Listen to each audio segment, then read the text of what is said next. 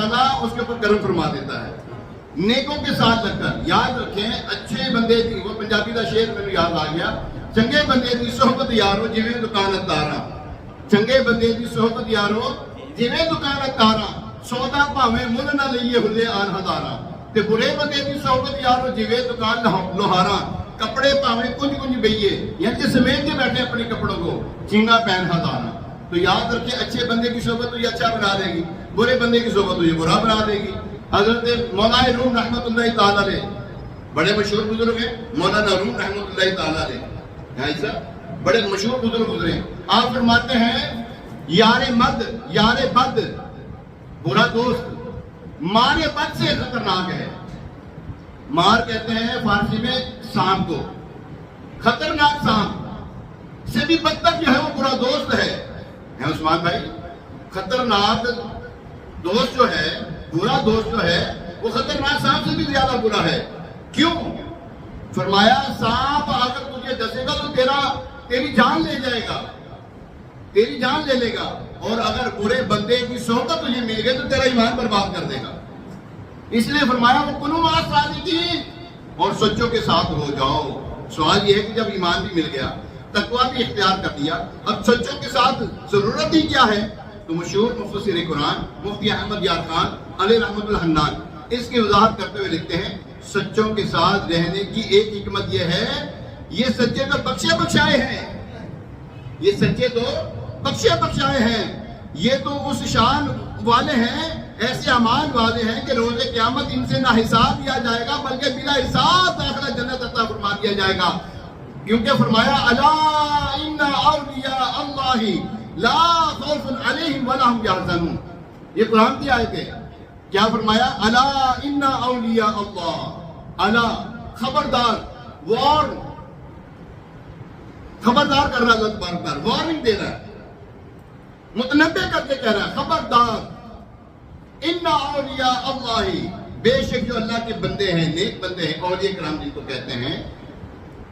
میں جب بھی یہ اولیاء کرام کی بات آتی ہے تو میں بات ضرور میں کہتا ہوں اور کہنی بنتی ہے, ہم اس بندے کو ولی نہیں مانتے جو لگے دم مٹے غم, کمائی کی دنیا کھائیں گے ہم, سٹے بازی لگاتا ہو, نمازیں پڑھتا نہ ہو, جوا بازی لگاتا ہو, عورت بازی کرتا ہو, نماز کے قریب تک نہ جاتا ہو, گالیاں بکتا ہو, عورتوں کی بیٹھکوں میں بیٹھتا ہو, ہم ایسے کو ولی نہیں مانتے.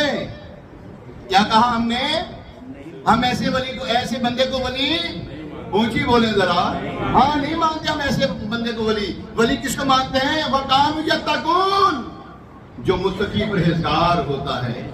ہاں وہ یہ نہیں کہتا کہ تاڑی 5 ٹائم تے میری ہر ٹائم ہے, وہ یہ نہیں کہتا اسی ایسے ولی نہیں مانتے جہاں کہتا ہے میری تے سنتاں ایتھے ہوندیاں کہ فرض اسی بغداد پڑھنے ہیں, فجر پڑھی اسی بغداد تے ظہر پڑھی اسی مکے تے مغرب پڑھی اسی مدینہ شریف. تے انہوں پوچھو بھائی روٹی کتے کھانا ہے, اور روٹی کتے کھانا بہ کے, روٹی تو کھاویں ایتھے, نمازاں پڑھے تو اوتھے, تو روٹی بھی اوتھے کھا جا کے. پھر ہم ایسے کو ولی نہیں مانتے.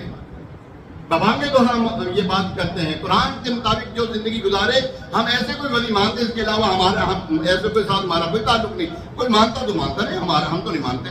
ہمارے غوث الورا وقت کے بہت بڑے مجتہد مطلق تھے, وہ بہت بڑے مفتی اعظم تھے, بہت بڑے مفتی اعظم تھے. آپ روزانہ قرآن پاک مکمل فرماتے تھے,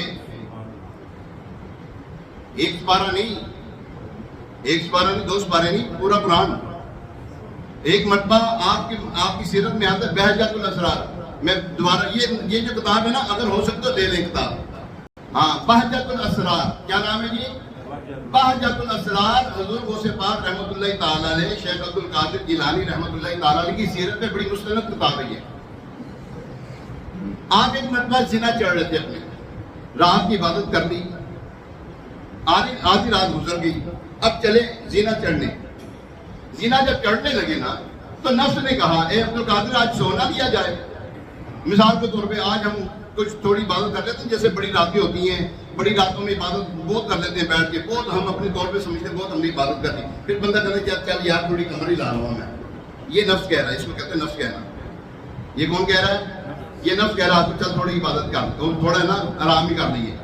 جب غوث الورا رحمۃ اللہ تعالی علیہ کو آپ کے نفس نے یہ کہنا ہے عبد القادر آج تھوڑا آرام کر دیا جائے، فرمایا جہاں پہ کھڑے تھے وہیں پر کھڑے ہو کے پورا قرآن ختم کیا آپ نے، پورا قرآن مکمل کیا وہاں پر اسی زینے کے اوپر کھڑے ہو کر۔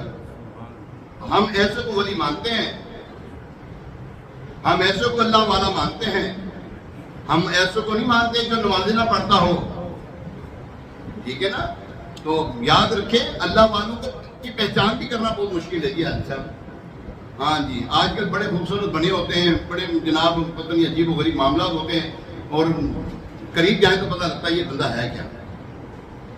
صحابی رسول حضرت عبداللہ بن عباس رضی اللہ تعالی عنہما فرماتے ہیں ایک دن سرکار عالی وقار صلی اللہ علیہ وسلم حضرت عبداللہ بن رواحہ رضی اللہ تعالیٰ عنہ یہ حضور صلی اللہ علیہ وسلم کے نعت گو شاعر تھے، یہ شاعر تھے، حضور صلی اللہ علیہ وسلم کی بارگاہ میں نعتیں پڑھا کرتے تھے، کے پاس سے گزرے۔ اس وقت حضرت عبداللہ بن رواحہ رضی اللہ تعالیٰ عنہ صحابہ کرام رضی اللہ تعالیٰ عنہ کے درمیان بیان فرما رہے تھے۔ نبی ذی شان صلی اللہ علیہ